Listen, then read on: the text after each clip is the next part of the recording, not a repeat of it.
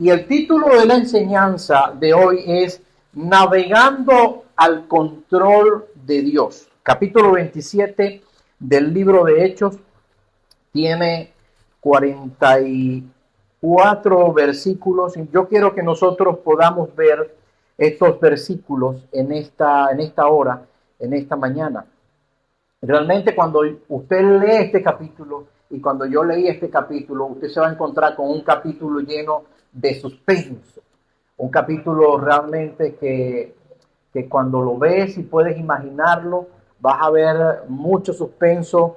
Y una de las cosas que este capítulo nos quiere llevar, a la cual yo quiero que tú tengas en tu corazón, y el propósito de esta enseñanza, tiene que ver exactamente con que cualquiera sea la circunstancia, Dios tiene el control de las cosas. Amén. Cualquiera sea la circunstancia de tu vida, Dios tiene el control de todo ello.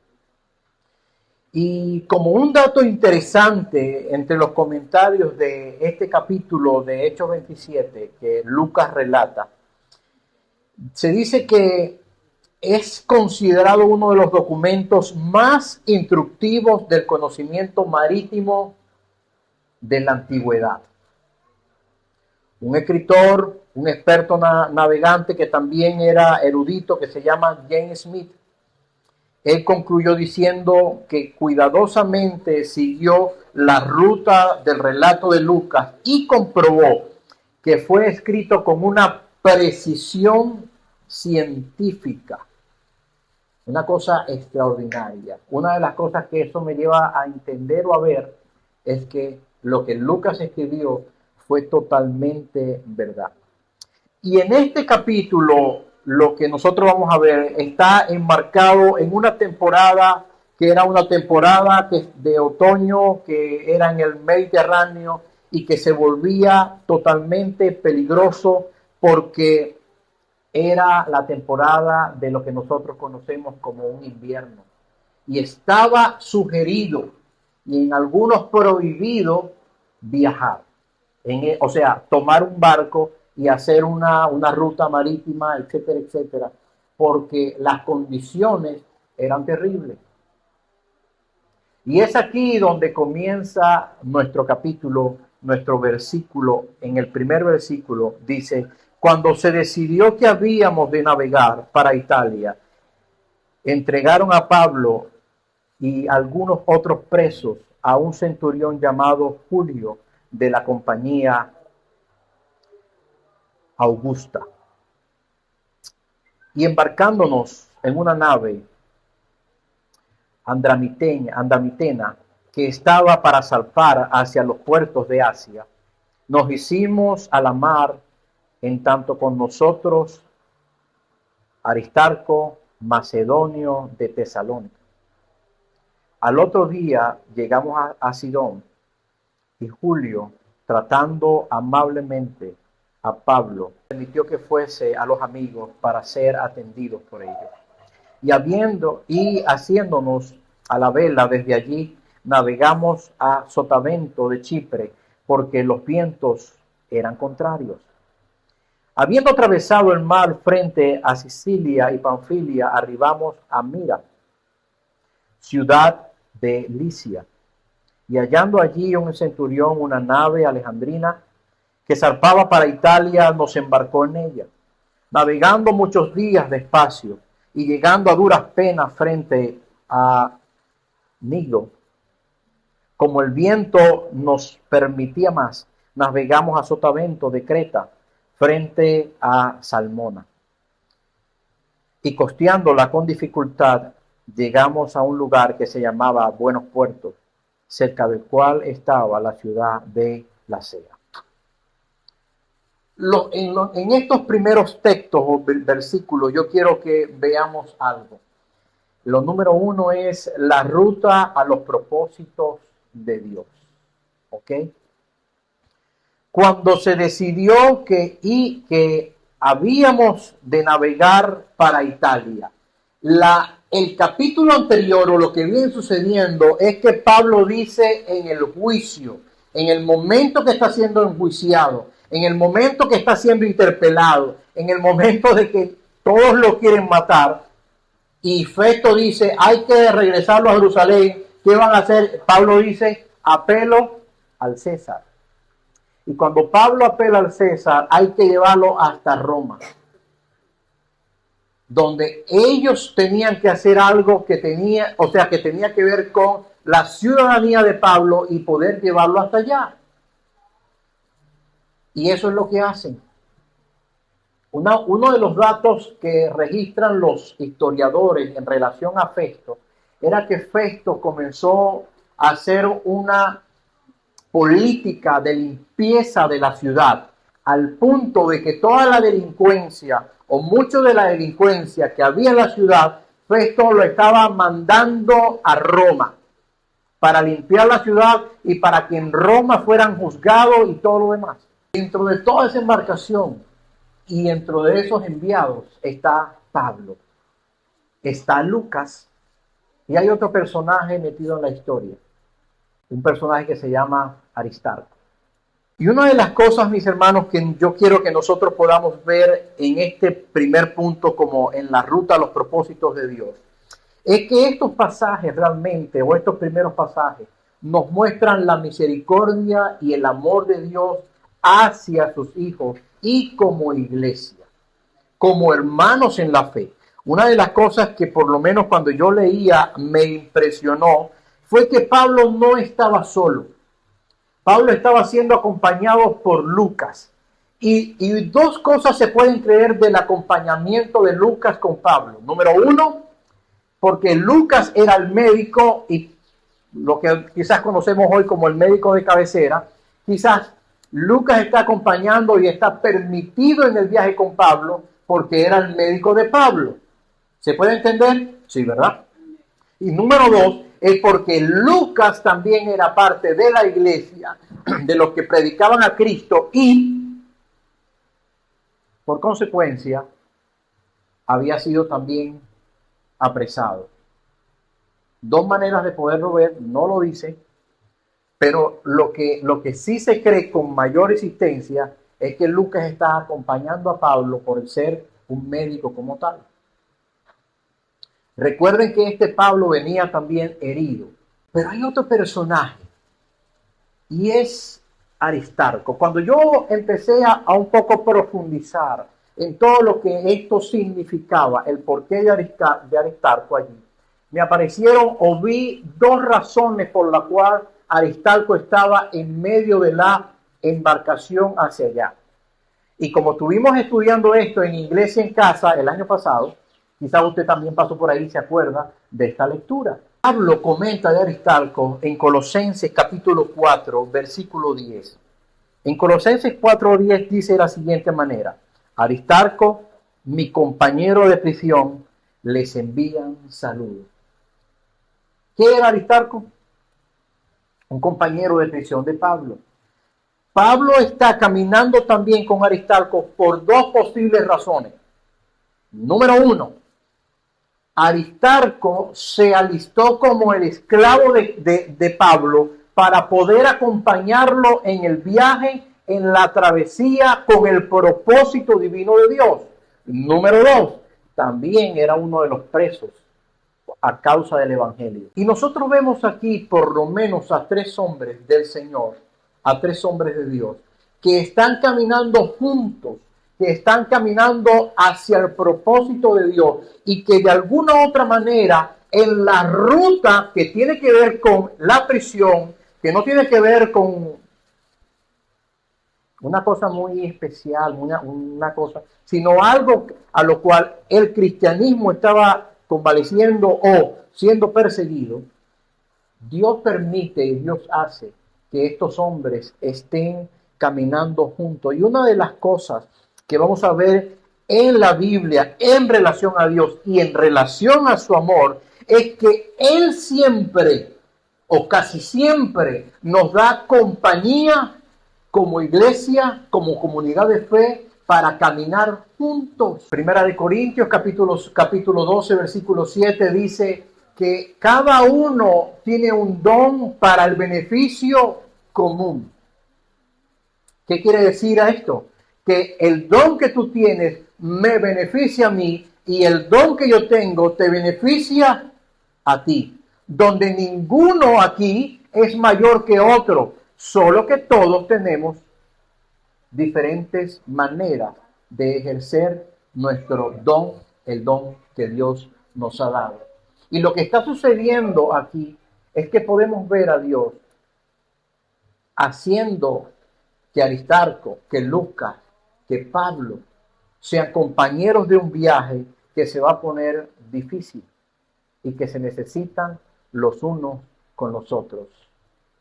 Hermanos, tú necesitas a tu hermano. Tú necesitas a tu hermano. No es tu hermano un ídolo al cual tú puedas hacer de él un ídolo. Es tu hermano, la compañía que Dios te ha dado para caminar también en esta vida, en este mundo. Y una de las razones o una de las vistas a las como tú puedes ver a tu hermano es como Woody a Buzz Lightyear. Yo soy tu amigo fiel. ¿Se saben esa canción? ¿Han visto esa película? Yo soy tu amigo fiel. ¿Sabe algo que nuestro corazón se gana con el otro? Es que el otro camine conmigo y me muestre y se muestre como amigo. Amén. Y Dios hace eso con estos compañeros. Así que al final de este culto salga diciéndole al que tiene ahí al lado, yo soy tu amigo fiel. Pero expréselo y vívalo de tal manera de que ese amigo fiel pueda ser un compañero de rodillas, de oración por su vida. Ese amigo fiel caminará con usted en las zonas más difíciles y en las zonas más felices. A todos nos gusta cantar cumpleaños, pero no a todos nos gusta vernos en la cama de un hospital. Ese amigo fiel camina ahí también contigo. En las subidas de tensión y en las bajadas de tensión. Y otro detalle, hermanos, que nosotros vamos a encontrar en esta primera parte del texto es la gracia que Pablo tiene en relación a Julio. Julio es aquel oficial al cual le encargan a Pablo allí, le dicen, llévatelo, te encargo a este hombre porque Festo, los gobernantes están diciendo, este tipo es importante, este juicio es importante, necesito que lo cuides de tal manera de que lo protejas. Y Festo y Julio se encarga, pero él hace algo calidad, él hace algo chévere. Dice, al otro día, o sea, habían salido, y dice el versículo 3, al otro día llegamos a Sidón, y Julio, tratando humanamente a Pablo, le permitió que fuese a los amigos para ser atendido. Qué calidad, qué chévere, qué bueno. La gracia de Dios, hermano, quiero decirte que hubo gente que pasó, de los discípulos, el mismo Jesús, pasaron muchos inconvenientes, muchos problemas. Y en este punto de la historia, Pablo nos muestra cómo Dios con su gracia hace que Julio en una de estos puertos lo sea permitido o le permita ser atendido por hermanos en la fe para que le den provisiones. Me hizo pensar en cada vez que nosotros, como hermanos en la fe, atendemos a grupos que vienen de afuera, atendemos a hermanos en la fe que nos asisten y podemos nosotros como iglesia atenderlos de la mejor manera. Me hizo pensar también en que Dios en su misericordia nos asiste como cuerpo de Él y como iglesia que somos de Él. Hermanos, Dios sostiene íntegramente a los suyos. Amén. Y en esta ruta de seguir y llevar el evangelio, de caminar, de ser cristiano, tenemos que tener en cuenta que es importante que caminemos con el otro, que caminemos de la mano con el otro, que caminemos en comunión con el otro y saber que estamos para ser de bendición el uno con el otro. Dios se encargará de dar gracia a nuestras vidas. Eso lo hará Él a través de su evangelio. Lo número dos que yo quiero ver en este texto, que es donde comienza realmente la película de terror o el suspenso, es cuando todo se vuelve peligroso, pero Dios está al control. Versículos desde el 9 hasta el 26. Cuando todo se vuelve peligroso, pero Dios está al control. Miren, cuando ya había pasado mucho tiempo en la navegación y se había vuelto peligrosa, hasta el ayuno había pasado ya, Pablo los amonestaba. Una de las cosas que está sucediendo aquí es que Pablo está con toda una cantidad de presos, con unos marineros y con oficiales también. Y la cosa se pone peligrosa. La navegación comienza a ser un tormento, la navegación comienza a ponerse turbia, pero Pablo es un hombre de Dios. Y Lucas da un dato interesante en relación a esto mismo. Lucas nombra a un ayuno que es un ayuno conocido como el ayuno de la expiación. Y este ayuno, mis queridos hermanos, se realizaba una vez al año por los judíos. Pero este ayuno que se realizaba una vez al año, se realizaba en más o menos, o tenía una fecha del mes de septiembre, de octubre. Y lo que Lucas está diciendo aquí tiene una referencia para que la mente del escritor o del lector, perdón, que va a tener la carta en la mano, que va a tener el libro de esos en la mano, la iglesia que va a leer, pueda entender que lo que está ocurriendo aquí es que está entrando la temporada más compleja de todo el año, que era justamente después de este tiempo de ayuno. Lucas está diciendo, la cosa se está poniendo muy difícil. Y dijeron comentaristas de béisbol, la cosa se puso fea. Y él le advierte, mis queridos hermanos, lo que son los versículos en adelante, en los versículos 9. Miren, dice Pablo, diciéndoles, amigos, veo que de seguro este viaje va a ser con prejuicio y graves pérdidas, no solo del cargamento de la nave, sino también de nuestras vidas. Pablo le está diciendo a los marineros y a todo el mundo, yo estoy en la mente viendo que la cosa se va a poner tan difícil que no solo el barco se puede arruinar, sino también el cargamento y sobre todo nuestras vidas. Entonces Pablo está diciendo, te debe de importar el barco, te debe de importar el cargamento y te debe de importar la vida. Pero aquí está la respuesta que ellos dan. Pero el centurión se persuadió más de lo que fue dicho por el piloto y el capitán del barco que por lo que Pablo decía. Hermanos, conscientemente hablando, ¿quién tiene la razón? Imaginémonos que usted está en este momento en el barco. ¿Sí? Usted es un tripulante más. A lo mejor, bueno, no, usted no es delincuente, pero usted es uno de los marineros, ¿ya? Pero usted es un tripulante más. ¿Quién tiene la razón? ¿El preso o los marineros? ¿O el capitán? ¿Verdad? Porque él esté tomando esta decisión porque tú eres un preso. Tú te quieres salvar.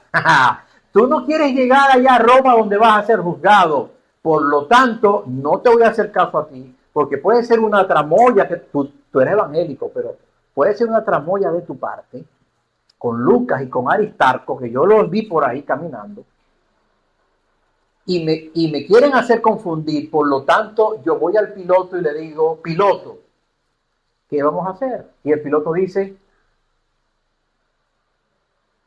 vamos a darle.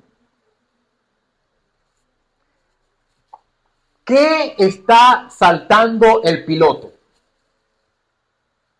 El piloto está saltando que se está terminando un tiempo de lo que es el buen tiempo, sol, aire, viento, cero lluvia, y están entrando en un tiempo de invierno que realmente hay que tener cuidado. Cuando usted estudia realmente las rutas marítimas en el Mediterráneo, todos en ese momento preferían, vamos a decir, la mayoría prefería no viajar porque era peligroso.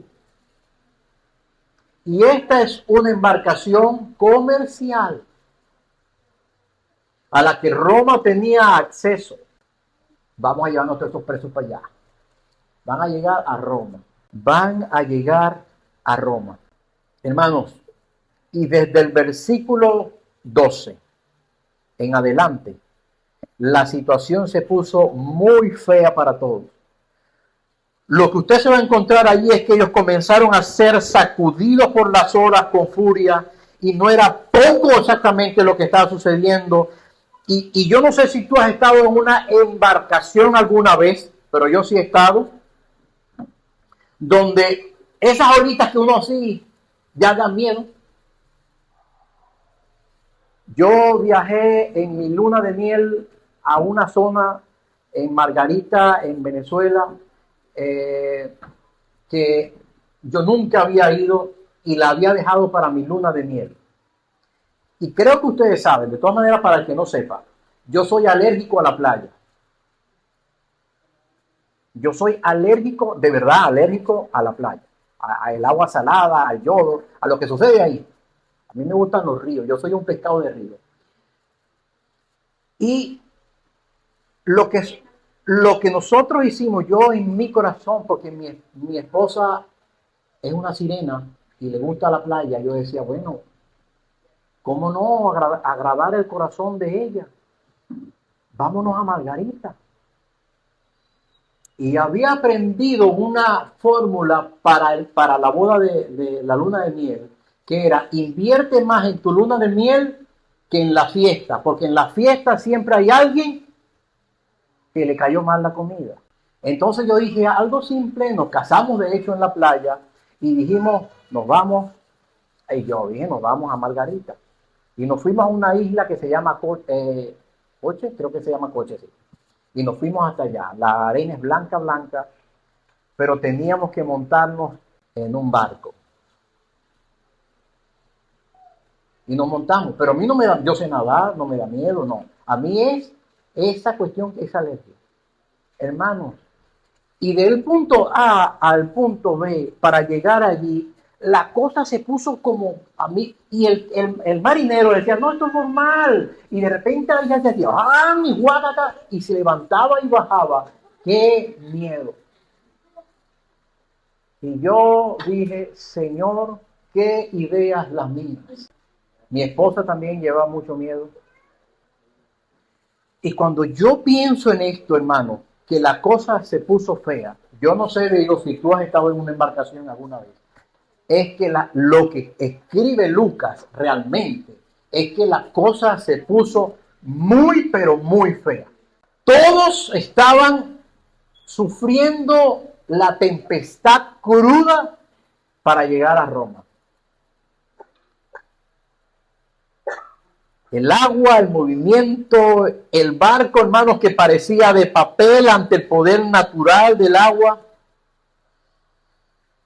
El orgullo que el capitán tuvo que botar por la borda diciendo, ¿para qué me vine? ¿Para qué dije que sí? Nos hubiéramos quedado. Julio que de alguna otra manera dijo, ¿por qué yo le hice caso al capitán y no al preso? Los delincuentes que dijeron, vamos a morir en medio de esto. Los marineros que dijeron, hasta aquí llegamos. Lucas y Aristarco. ¿Sabes qué? A veces tenemos una mala percepción del cristianismo. Y pensamos que por ser cristianos y pensamos que porque estamos en la iglesia, no nos van o no nos pueden pasar cosas difíciles. Yo quiero decirte que según la Escritura, sí te van a pasar cosas difíciles. No decimos en la mente muchas veces, o hay gente que cree que por confesar o por no sé qué, no se van a enfermar. Pues quiero decirte que sí te puedes enfermar, pero Dios está al control. Amén. Dios está al control. Hermanos, todos habían perdido la esperanza. Todos habían pensado, hasta aquí nos trajo el río. Cuánto temor ellos pudieron estar pasando, cuánto miedo había en el corazón. La vida les estaría pasando por delante de los ojos, pero hay algo que ellos quizás no consideraron y no estaban considerando. Y era que el mensaje del evangelio estaba y se había subido en la barca y estaba con ellos transitando la misma tempestad. Dios estaba presente. Dios estaba en la vida de Pablo. Dios estaba en la vida de estos hombres. El propósito era el mismo de siempre: dar esperanza, dar alivio, mostrar la salida a la angustia. Hermano, la vida se te puede poner sin color, sin estrellas, porque dice el texto que hasta las estrellas se desaparecieron. Se puede volver una pesadilla la vida, pero a pesar de ello, Dios está al control. Dios hace que la luz del evangelio tenga presencia en todos estos tiempos. Si en tu vida, hermano querido, estás sufriendo, si en tu vida estás pasando por alguna dificultad, si estás viviendo la desesperación, si no estás viendo las estrellas, hay esperanza en Jesucristo. Amén.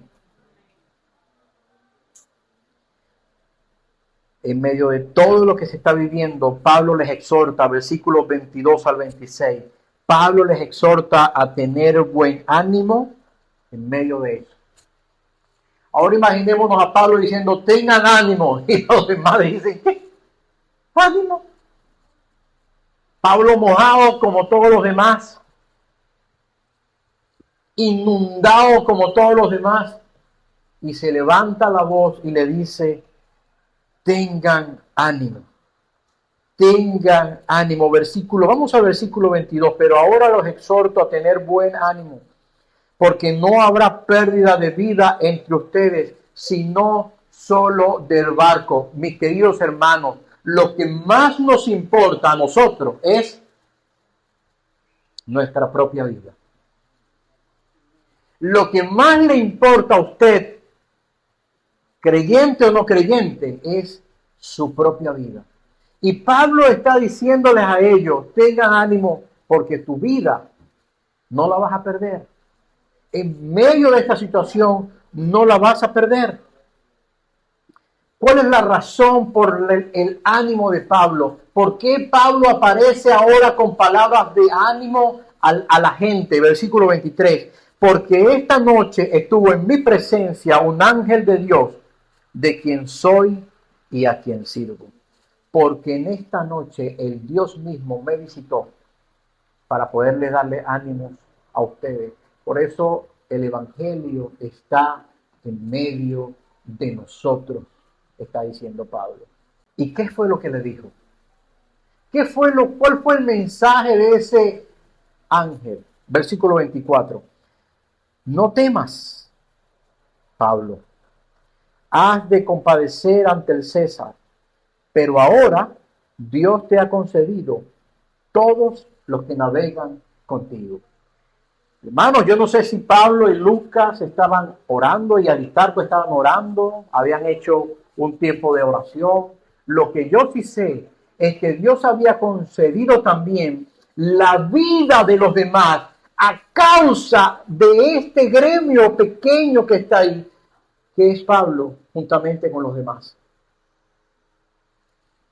Y una de las cosas que vemos en la gracia tiene que ver con el evangelio en las demás vidas.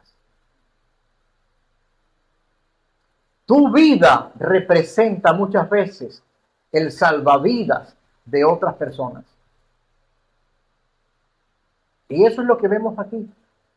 Ellos no se van a morir y ellos están siendo guardados porque Dios decidió guardar sus vidas a causa de que tú estás en ese barco. Ni pensarán ni tendrán idea del beneficio de la iglesia en esta comunidad y del beneficio de que nosotros estemos con ellos acompañándolos en algún momento de su vida.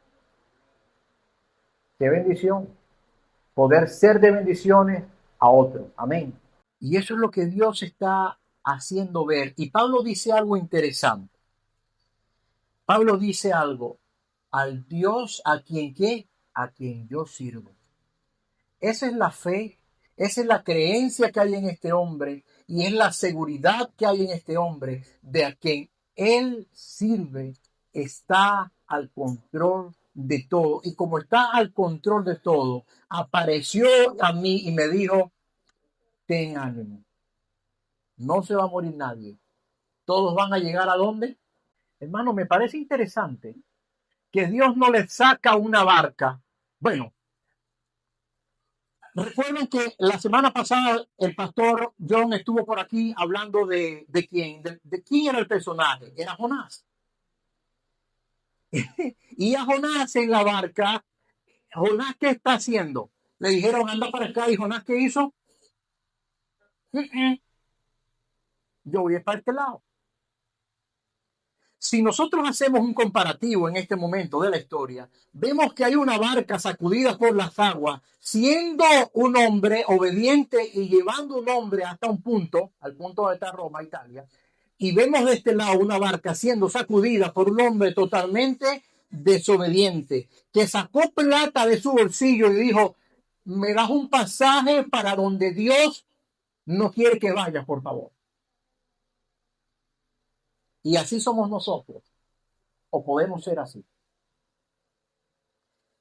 Jonás está siendo echado a la mar y está diciendo, mátame, échenme a la mar, no me interesa. Y Pablo está diciendo, Dios está guardando nuestras vidas. Pero ¿qué hace Dios con Jonás? Manda a un pez, no sabemos cuál era, pero manda a un pez y se lleva a Jonás hasta la orilla. ¿A qué? A predicar el evangelio. Pero no manda un pez a que se traiga a Aristarco, a Pablo y a tres peces. No manda tres peces y que los demás impíos se mueran, sino que el ángel aparece y le dice, don't worry. Si el ángel hablara inglés, le dijera, don't worry, be happy. No te preocupes, sé feliz, vas a llegar a esta Italia. Y si yo hubiera sido Pablo, Deiser Campo hubiera sido Pablo, hubiera dicho, pero no tendrás un pececito, un barquito para no llegar a Italia y seguir evangelizando por otra zona, porque al fin y al cabo tú lo que quieres es que yo evangelice, ¿sí o no? Pues en el capítulo 23 le había dicho Dios, vas a ir a predicar y vas a ir a compadecer ante las autoridades, ante Roma. El propósito de Dios se cumple en él. Amén. Y esto es lo que está sucediendo aquí. Dios intercede y mete sus manos para guardar sus vidas, pero con el propósito de llegar hasta Italia, hasta Roma. Jonás dice, Jonás dice, al Dios a quien sirvo, al que temo. ¿Cuál temor? Hermano, cuando usted esté delante de la presencia del Señor, o usted esté allá y usted se encuentra a Jonás, ve Jonás, ¿cuál temor era el que tú hablabas? ¿Del temor a morir o del temor verdadero? Pablo está diciendo, al Dios a quien yo sirvo, ese les ha mandado decir, no se preocupen, no van a morir. El evangelio aparece en la barca. El evangelio aparece en la esperanza, para la esperanza de las personas, diciéndole, tú no vas a morir. Y lo número 3, hermano, es que Dios cumple su promesa a pesar del hombre. Y en esto no me quiero detener mucho tiempo. Los marineros se activaron en la verificación, los versículos 27 al 44, a ver dónde estaban las brazadas de tierra, empezaron a lanzar en el versículo 30. Ellos estaban pensando en solo ellos otra vez más, en sí mismos una vez más, en salvar solo sus vidas. Y después de todo lo que ellos habían vivido con Pablo, a ellos no les interesó nada, sino bajamos en la madrugada y nos perdemos. A lo que Pablo está observando y está viendo y le dice a los oficiales, si estos se van, ustedes pueden perder su vida.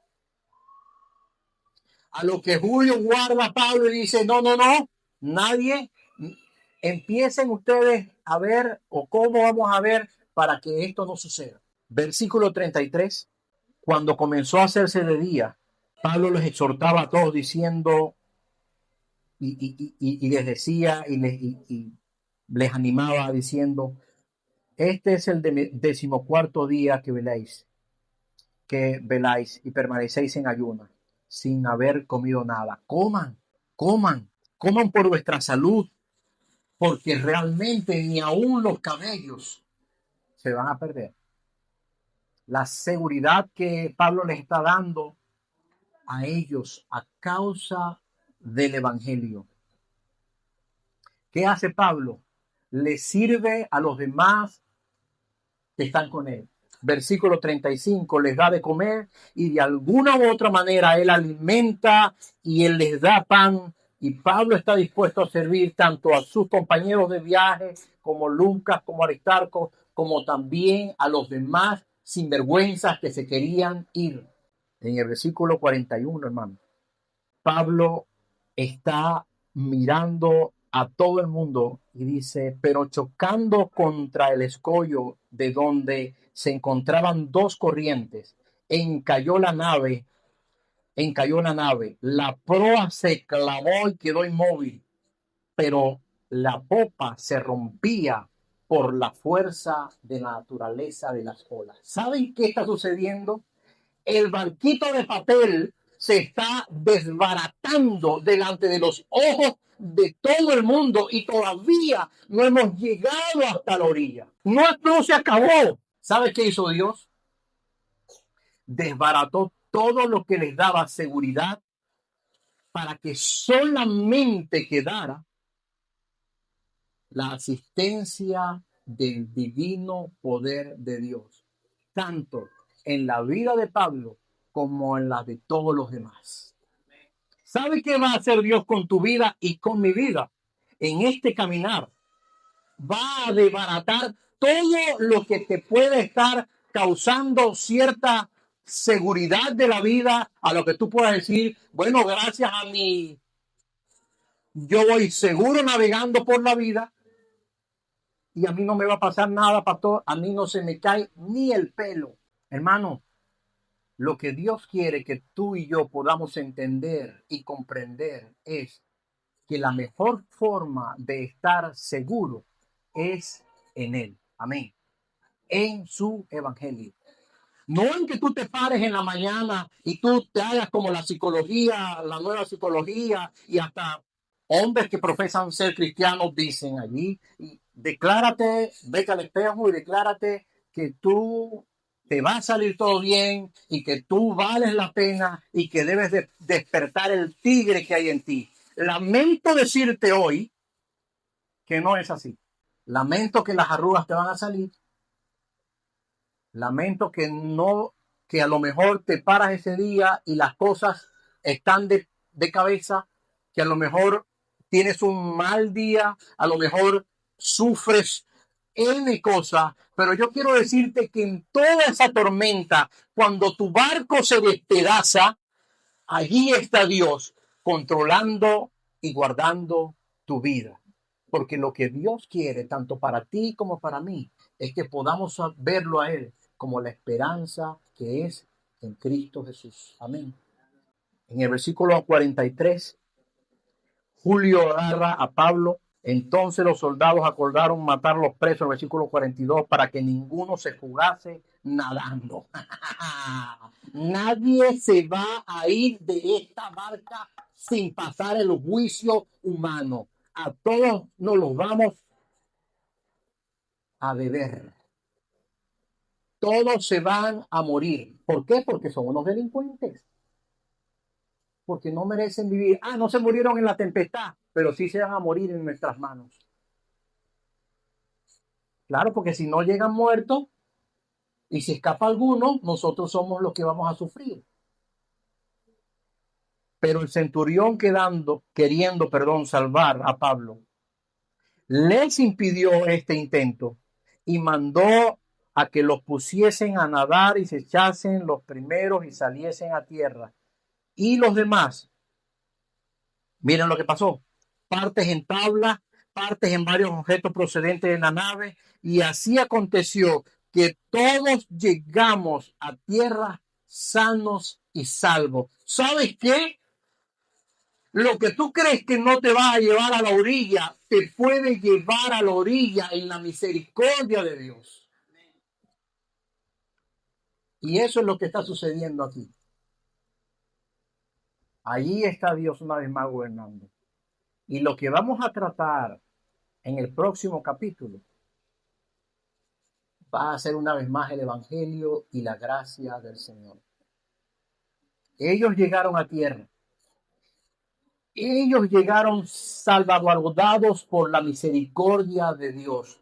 La naturaleza, la vida, las tentaciones, los problemas, la idea del divorcio, cualquier cosa que el mundo te ofrezca como estabilidad emocional, como la belleza, como que tú sí vales por esto y por aquello. Hermano, quiero decirte que ese barco está a punto de destruirse, de volverse nada, para que veas la misericordia de Dios, la gracia de Dios en el Evangelio y puedas confiar en Él, absolutamente en Él. Porque lo que Dios quiere se va a cumplir. Y lo que Dios quiere es que tú y yo podamos predicar el Evangelio a donde Él nos está diciendo que lo hagamos. La mejor manera de poder llevar esto a cabo no es en la forma de Jonás, sino en la obediencia que vemos en el corazón del apóstol Pablo, de Lucas acompañando, de Aristarco acompañando, para que la misión y la obra de Dios se lleve a cabo. Amén. Así que tú y yo tenemos un compromiso con Él todos los días.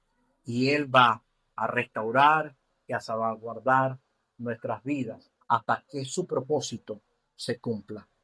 La vida sigue. Y la pregunta es, el barco está allí. Y la pregunta es, ¿con quién estás acompañando? ¿Quién te está acompañando en esto? La misión sigue. ¿Cómo está tu relación con Dios? Cuando veas la tempestad, cuando veas las olas, vas a confiar en Él. Vas a tener un corazón ganado a Él. Hermano, confía en Él. Dale tu vida una vez más a Él. Que Dios tiene el control mientras tú y yo estamos navegando. Amén. Vamos a orar.